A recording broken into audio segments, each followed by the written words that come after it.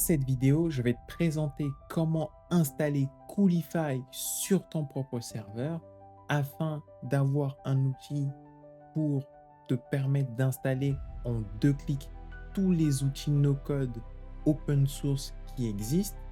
Et si tu es développeur, d'avoir un outil de CI/CD gratuit qui va te permettre de déployer très facilement n'importe quelle application, n'importe quel langage grâce à Coolify. Sans plus tarder, passons sur mon ordinateur afin que je te présente en quoi consiste Coolify. Tu vas te rendre sur le site de Coolify. Une fois arrivé, tu peux l'auto-héberger. C'est une alternative à Netlify et Vercel, sur laquelle, pour le moment, il y a plusieurs partenaires qui utilisent Coolify, permettent de d'héberger plusieurs langages, de rajouter plusieurs serveurs en cas de montée en charge, de déployer n'importe quelle ressource grâce à Docker, d'avoir plusieurs services, remplacer un CI/CD avec GitHub, des certificats SSL gratuits, toutes les données, si tu auto-héberges Coolify, t'appartiennent. Tu as de l'automatisation des backups, c'est-à-dire l'automatisation des sauvegardes pour tes bases de données ou bien ton application Coolify. Tu as des webhooks pour mettre en place tes propres CI/CD, tu as une API hyper simple à utiliser, tu as un terminal intégré.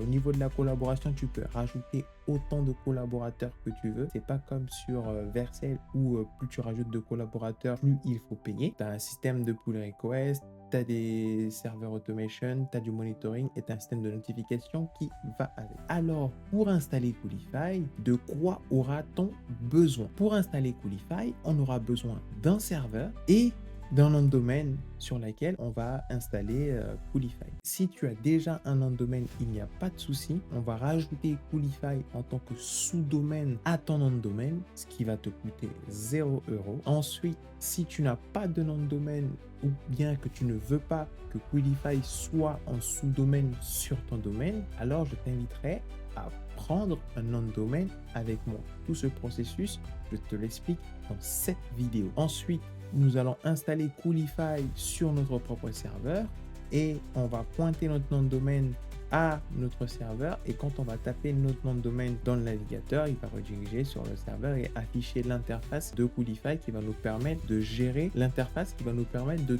tout gérer. Alors pour ça, premièrement, commençons par la prise du serveur. Pour prendre le serveur, je te recommande de te rendre sur Google. Ensuite, tu tapes Hostinger VPS. Tu viens sur Hébergement VPS. Je te recommande l'abonnement le plus populaire, la KVM2. Tu peux prendre aussi la KVM1. Mais cependant, il faut savoir que si tu prends la KVM1 et que tu veux installer que 1, 2 ou 3 outils, ça va. Plus tu installes d'outils, moins ton serveur sera performant et plus ta RAM sera consommée et ton serveur va ramer et tu auras des difficultés à accéder à tes différentes applications. Alors qu'avec une KVM2, tu peux aller jusqu'à plus de 6 outils installés sur Coolify sans pour autant que tes différentes applications puissent ramer. On va sélectionner la KVM2. Ensuite, tu vas choisir entre l'abonnement de 24, 12 et 1 mois. Si tu prends l'abonnement à 1 mois pour un test, il n'y a pas de souci.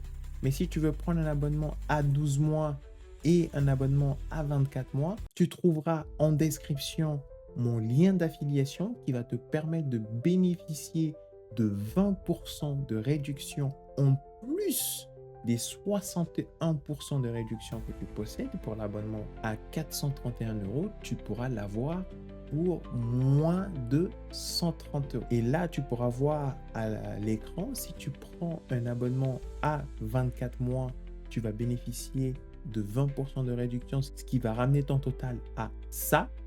Et si tu prends un abonnement à 12 mois, moins les 20% de réduction grâce à mon lien d'affiliation, tu vas baisser ton total à ça. Pour l'exemple, je vais prendre l'abonnement à 1 mois. Vu que je possède déjà un compte Hostinger et un serveur Hostinger et que j'ai plein d'outils sur Hostinger, je vais me connecter à mon espace et prendre un serveur VPS avec toi. Je vais me rendre ici. Je vais choisir la localisation en France.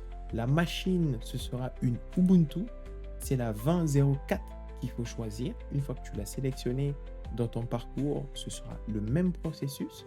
Ensuite, tu vas définir un mot de passe route. Je t'invite à bien le mémoriser ou le noter. Moi, hop, je vais mettre mon mot de passe. Là, on laisse le scan de malware gratuit coché. Pour l'exemple, je vais choisir la KVM1 pour le test dans cette vidéo. Hop, je vais prendre la KVM1. C'est pour un test pour cette vidéo, car j'ai déjà un serveur assez conséquent pour ma gestion à moi. Hop, une fois que tu as pris ton propre serveur, tu vas arriver sur l'interface de Stinger.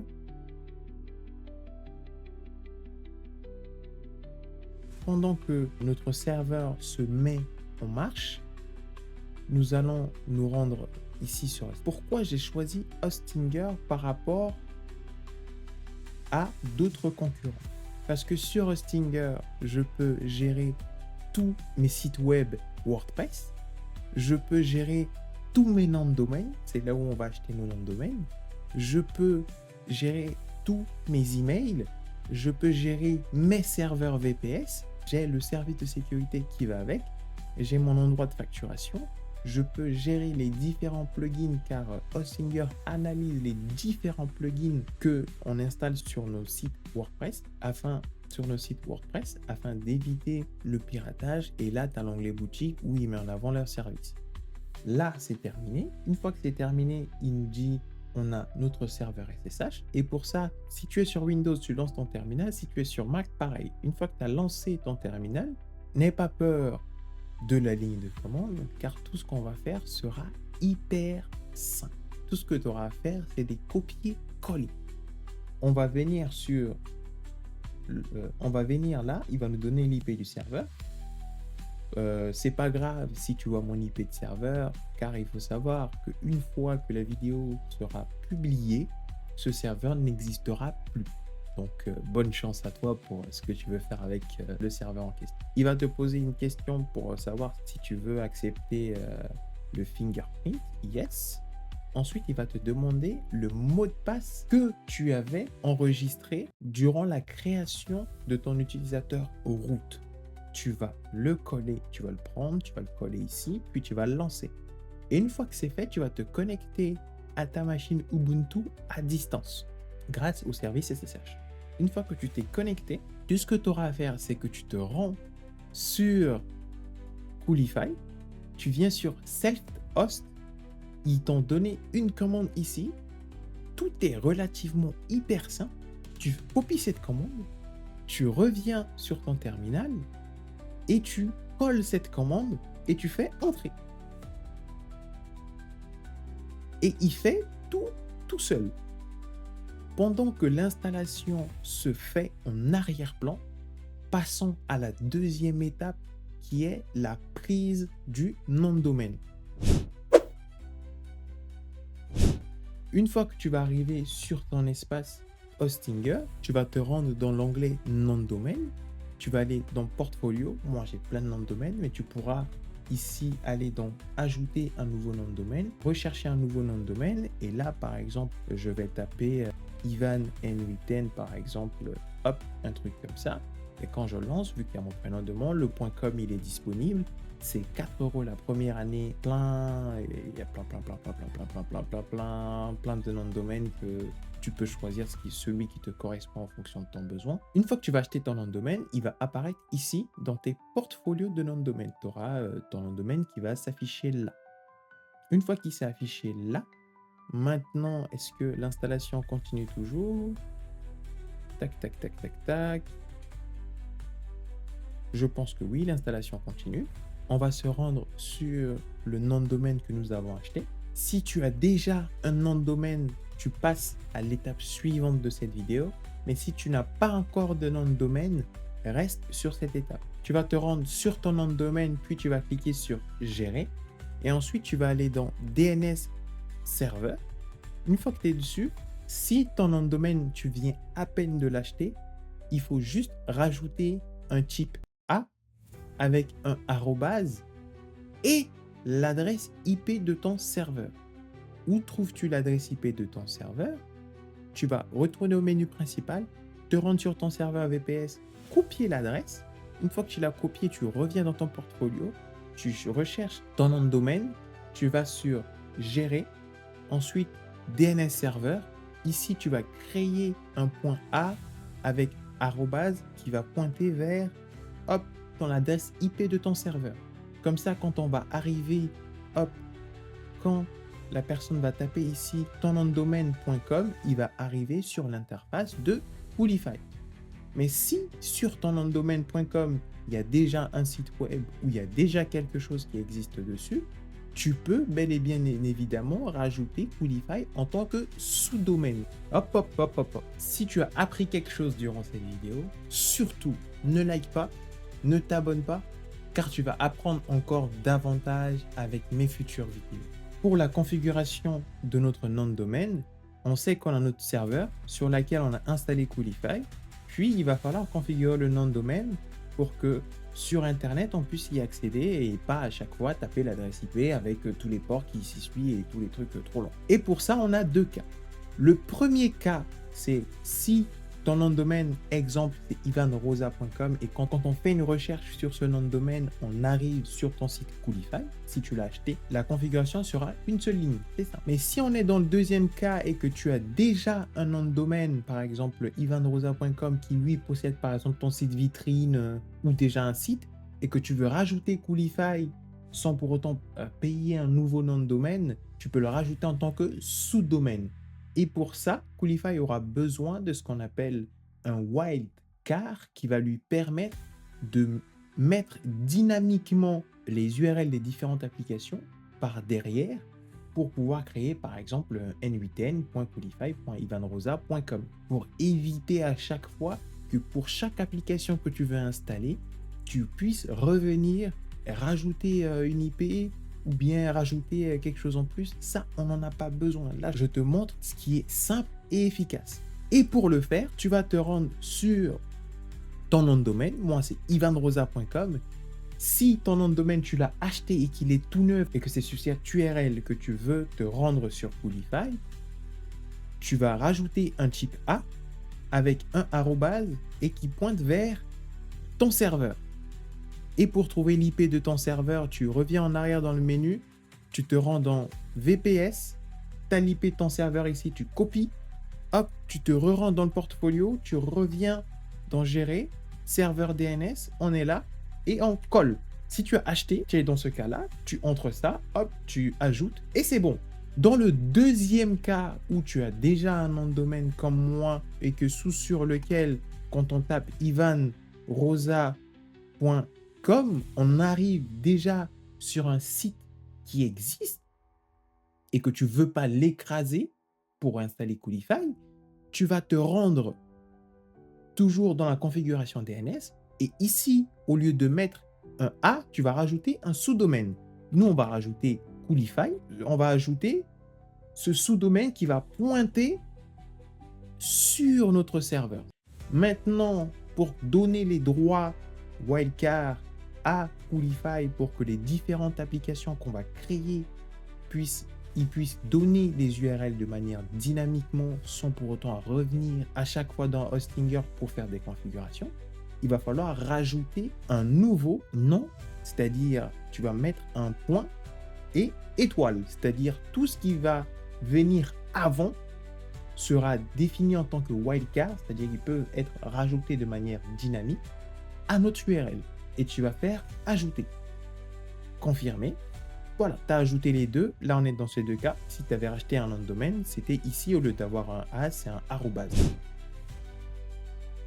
Une fois que l'installation est terminée, il va falloir créer un compte. Et pour créer un compte, si tu es dans ton terminal, restez appuyé sur CTRL et cliquer sur cette adresse IP ton port. Une fois que tu as cliqué dessus, il va te rediriger sur une page où tu vas te register. Tu vas rentrer ton name Ivan, hop, ton email, hop, on va mettre cet email, le password, hop, je vais me générer un password fort que je vais mettre ici, puis hop, register, c'est juste pour l'exemple de la vidéo, hop, get started. C'est quoi Coolify? Il t'explique ce que tu peux faire avec Coolify. Next, créer un nouveau projet. Let's go. tu vas arriver sur cette interface-là. Close. Est-ce que tu veux faire un don? Non. Ensuite, sur l'interface de Coolify, l'interface de Coolify se présente de cette manière. Sur Coolify, tu vas trouver l'onglet Dashboard dans lequel tu vas trouver des projets. Tu peux créer plusieurs projets si tu veux. Si on vient dans Projet, tu peux rajouter d'autres projets si tu veux. Par exemple, tu peux avoir un projet, par exemple, personnel. Dans ce projet personnel, tu peux installer des applications qui te sont à toi personnellement pour, par exemple, sauvegarder des photos, faire d'autres choses personnelles. Si tu veux un projet pour ton entreprise, tu le mets aussi là. Si c'est un projet pour un site en particulier aussi, tu peux en créer. Et dans chaque projet, tu peux ajouter ce qu'on appelle des environnements. Soit tu peux rajouter des environnements grâce à GitHub, ou soit tu peux installer automatiquement des différentes applications. Tout d'abord, avant d'installer une application, je vais te faire le tour. Tu auras là ton serveur. Tu pourras installer plusieurs serveurs si besoin. Ensuite, là, tu as ce qu'on appelle des sources. C'est ici que si tu es développeur, tu pourras te connecter avec ton GitHub. Là, tu as les différentes destinations qui sont internes. Là, si tu veux rajouter du stockage S3 à ton Coolify pour pouvoir sauvegarder des fichiers, là, tu as tout ce qui est variable d'environnement. Tu pourras définir des variables d'environnement que tu pourras utiliser dans un ou plusieurs projets, en prod ou en dev ou en pré-prod si tu veux. Tu as le système de notification qui est là, où tu peux rajouter du Discord, Telegram, etc. Et pour ça, tu pourras les configurer ici, ton système de notification. Ensuite, tu as le système de token pour se connecter à Coolify. Là, tu as un système de tag que tu peux rajouter à différents projets qui vont se trouver sur ton Coolify. Là, tu as le terminal. Là, tu as ton profil utilisateur. Là, tu as ta team où tu peux rajouter des membres et tu peux voir des admin view ou bien rajouter d'autres membres de manière gratuite, j'ai bien dit. Et ici, dans le setting, tu peux mettre en place des différents paramètres de sauvegarde, de backup. Là, ici, tu vas configurer ton système d'emailing et là, tu peux mettre en place un système de double authentification ou d'authentification avec Google, Infomaniac, GitHub, ce que tu veux, pour pouvoir éviter de rentrer ton mot de passe, ton email pour te connecter à chaque fois. Une fois configuré, on va se rendre sur Coolify. Puis une fois sur Coolify, on va se rendre dans Settings. Puis dans Settings, on va rajouter notre domaine que nous, on vient à peine de faire. C'est hop, https://coolify.ivanrosa.com. Tu copies cette URL, save. Une fois qu'on l'a rajouté dans nos paramètres, on va se rendre sur le serveur en local. On va rajouter ici le wildcard domaine pour qu'il puisse définir de manière dynamique tous les URL des applications qu'on va installer à travers Coolify. On va coller notre URL ici. On va mettre Save. OK. Ensuite, on va se rendre sur les proxys. On va venir dans les proxys dynamique configuration. Puis là, on va faire un reload. Puis une fois le reload terminé, on va faire un restart proxy pour qu'il puisse le mettre à jour. Hop, successfully, c'est que ça a été fait avec succès. Et une fois que c'est fait et que tu te rends dans l'URL du navigateur, tu as vu là, on est sur un site non sécurisé, ton navigateur ne le reconnaît pas. Maintenant, si je colle l'URL de mon application sur Internet, tu dois acheter ton nom de domaine chez ivanrosa.com et que tu lances, là on arrive sur notre projet, sur le site en question et sur le nom de domaine qu'il nous faut. Alors pour un test, on va installer une application. On va se rendre dans notre projet personnel, on va ajouter une ressource et on va rechercher N8N. N8N, premier clic, je clique dessus.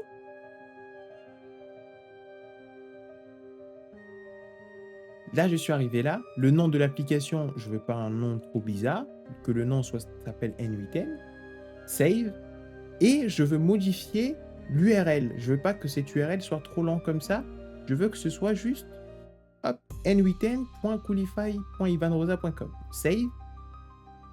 Une fois que c'est fait, hop, j'enregistre. un petit save. Et une fois que c'est fait, je fais un deuxième clic deploy. Pendant que N8N est en train de se déployer, je vais te présenter les différents outils que Coolify nous met à disposition. Je vais copier l'URL de notre URL. Hop, je veux la coller ici. Comme ça, on va se rendre dessus. Projet personnel. Hop, on va dans New Application. Là, tu vas voir, on a des bases de données Redis, au MongoDB, on a ActivePS, qui lui est un outil qui permet de créer un logiciel d'automatisation comme N8N, mais pour soi-même. Si tu peux en faire un SaaS, si tu veux, ça dépend de la licence que possède cette application. Ensuite, tu as Affine AI, qui est une fusion de Notion et Miro, les deux tout en un, qui te permet d'avoir un outil puissant. Et il y a bien d'autres encore. Il y a plein d'outils. Je te laisserai voir en fonction de tes besoins l'outil dont tu en as besoin et tu pourras l'installer en 2 clics. À part la configuration de l'URL et juste le nom pour qu'il soit joli. Une fois que ça c'est fait, hop, nous on n'a plus besoin de ça. Ça a été déployé, terminé. Maintenant on va se rendre sur Link. Hop, sur n8n.coolifyivanrosa.com.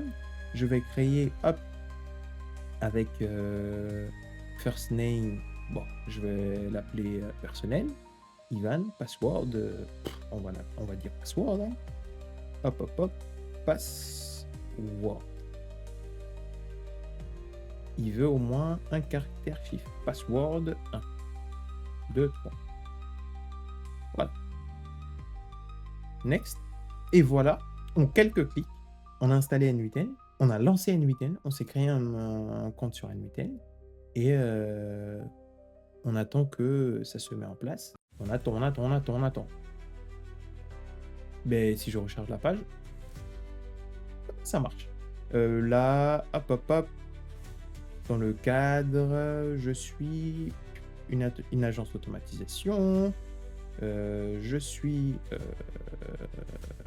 un développeur, mais DevOps, ça, c'est pas grave. Hop. Business owner. Hop. C'est pour moi. Ma compagnie, moins de 20 personnes. J'ai entendu parler grâce à YouTube. Getting started.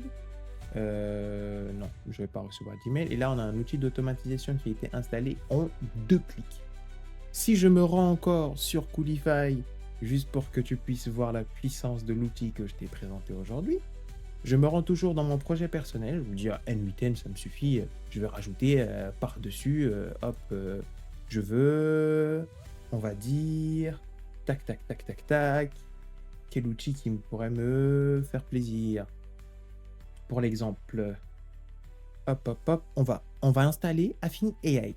On va installer Affine AI. Premier clic, j'ai cliqué dessus. Deuxième clic, deploy. Je vais avancer la vidéo le temps que l'installation se fait.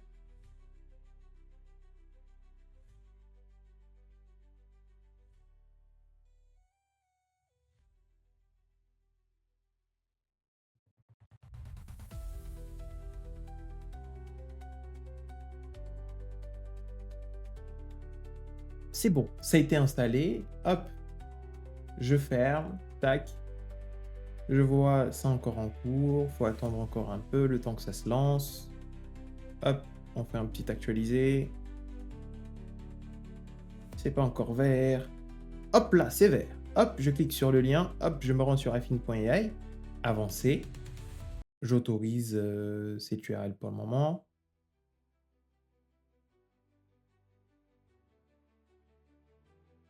Je me rends sur l'URL. Continuer. Le name Ivan. Ensuite, l'email. Hop, mon email poubelle. Password. Hop. Password.